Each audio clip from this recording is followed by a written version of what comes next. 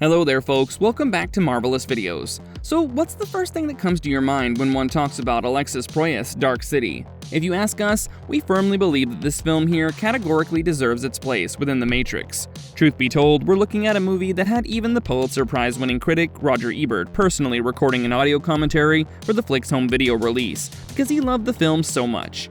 But despite Dark City offering a polarizing whirl of eye-catching visuals and noir-ish action, and even boasting a celebrated cast of Kiefer Sutherland, Richard O'Brien, William Hurt, Rufus, Sewell, and Jennifer Connelly, it was a complete box office failure, eventually turning into a movie that one rarely spoke about. Therefore, in today's video, we're going to talk about this film and see why it flopped. Are you ready to delve into the world where the night never ends? Man has no past, and humanity has no future? Well, without further ado, let's dive right into it then. But before we get into our explanation, we do have one very tiny request. If you like our content, then please support us by subscribing to our channel. This is a small click for you, but for us it means a lot. Thank you. Now let's begin.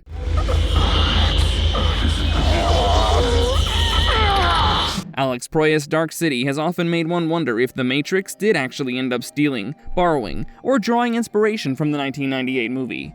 After all, both films feature an uncanny resemblance to each other, and there's just no denying that. While it's true that Dark City was clearly influenced by Fritz Lang's 1927 silent film Metropolis, as well as Marc Caro and Jean-Pierre Jeunet's 1995 movie The City of Lost Children, the audience back at the time was just not ready for the film's strangeness, eventually leading up to a disappointing box office result, despite having received positive attention from the critics. In case you were unaware, the film was actually trimmed down after receiving a poor reception from a test screening audience, and it's also quite intriguing that the theatrical cut was a reduced version of Proyas' version. Don't worry, in today's video we're going to take a look at everything: how the movie came to be, why it became a box office bomb, and its eventual status as a sci-fi cult classic today. Now before we go into the details, let's take a quick look into the storyline. In the film, Rufus Sewell plays John Murdoch, a man who wakes up in a hotel room and discovers that he has no recollection of anything that's occurred to him before. While he's unsure of his own identity, he knows it for a fact that he does not want to be held accountable for the mutilated body that he discovered in his room. In the process of trying to figure out who he is, Murdoch will learn that the City of Perpetual Nights, which he currently resides in, is controlled by extraterrestrials known as the Strangers, and that he possesses the same capacity to alter reality as these trenchcoat-wearing, pale-looking mysterious beings. Now, the origins of Dark City date back to the early 1990s. In fact, the idea of the movie began to take shape while Proyas was working on his 1994 supernatural hero film titled The Crow. Naturally, the detective noir perspective was the main focus of Proyas' initial concept, which centered on a man attempting to investigate a string of murders in which the facts and logic didn't add up, and the investigator gradually loses his mind and becomes detached from reality. Proyas developed additional characters and changed the film's focus from the detective to the person the detective was pursuing, in order to construct the imaginary universe for the detective's character. Proyas envisioned a strong story that would allow viewers to concentrate on the plot, while viewing the movie from the viewpoints of multiple characters. After Proyas finished writing the first draft of the screenplay alone, he shared the idea with screenwriter Lem Dobbs, and the two collaborated on a second draft. David S. Goyer, who has just finished writing Blade's screenplay at the time, was then brought on board to come up with the final shooting script, after initially objecting to the crediting of more than 2 screenwriters for a movie. The Writers Guild of America gave in, and credited all 3. By then, Proyas had also determined that studio-wise, New Line Cinema would give him the most creative freedom. They were also willing to let Proyas continue with the project he had in mind, further leading to the studio providing a budget that even the director would later acknowledge was significantly greater than what the story itself deserved. Please know that it was after the studio increased the budget that Goyer was taken on board, in order to add bigger action and effect sequences into the storyline that Proyas and Dobbs had initially written. Anyway, with the script ready, Proyas focused on casting. Rufus Sewell was offered the role of John Murdoch, Jennifer Connelly was Murdoch's wife Emma, Kiefer Sutherland as Dr. Daniel Schreiber, and William Hurt as Police Inspector Frank Bumstead. In addition to the ones mentioned, Richard O'Brien, Bruce Spence, and Ian Richardson were cast in the role of the Strangers.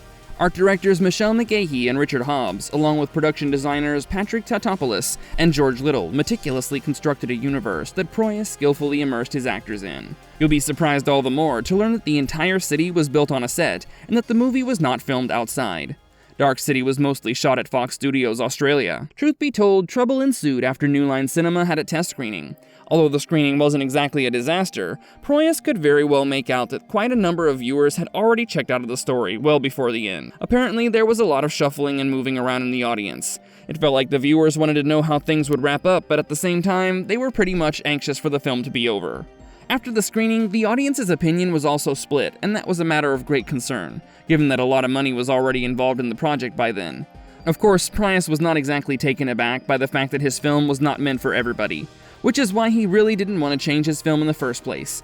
The studio, on the other hand, felt that there was a serious need for some major editing in the hopes of targeting more viewers.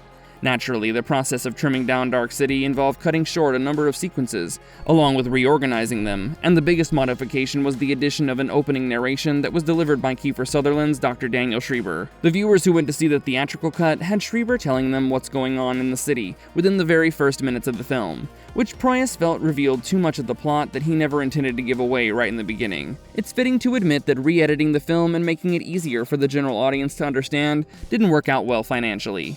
Unfortunately, Dark City never made it past number 4 on the domestic charts and was mostly ignored, while James Cameron's Titanic, which had hit theaters in December the previous year and was in its 17th week of release, was reigning at number 1. No wonder Proyas believed that the studio would have earned far more money if they had stuck to the director's cut, even though Roger Ebert recorded a lengthy audio commentary for Dark City, demonstrating his admiration for the picture. The director's cut was not on the special edition DVD that was released in 1998. Proyas' version of the movie wasn't made available to fans until 2008, when it was part of the 10th anniversary DVD and Blu-ray releases. The running time of the director's cut is 11 minutes longer than that of the theatrical cut, increasing it from 100 to 111 minutes.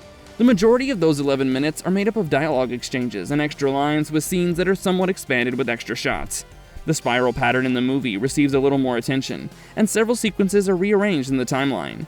For example, the early scene where people are falling asleep in the city happens much later in the movie. Also, because Proyas thought the tuning effect in the theatrical cut was too heavy-handed, he seized the chance to update the special effects used to demonstrate Murdoch's tuning skill. Most significantly, Schreiber's opening narrative was removed. Although the movie had been great with that narration, it wasn't a good method to present the story to give such a big information dump right at the beginning. As the plot unfolds, the audience learns the same information as Murdoch does in the director's cut. When you break down the variations between the director's cut and the theatrical version, they might not seem very significant to you, but as Proyas pointed out later, all of the minor adjustments made for his cut have a cumulative effect of offering the viewer a much more engaging viewing experience. The solitary fact that the director's cut doesn't feature Schreiber giving away the plot in the opening scene makes it indisputably the recommended version of the movie.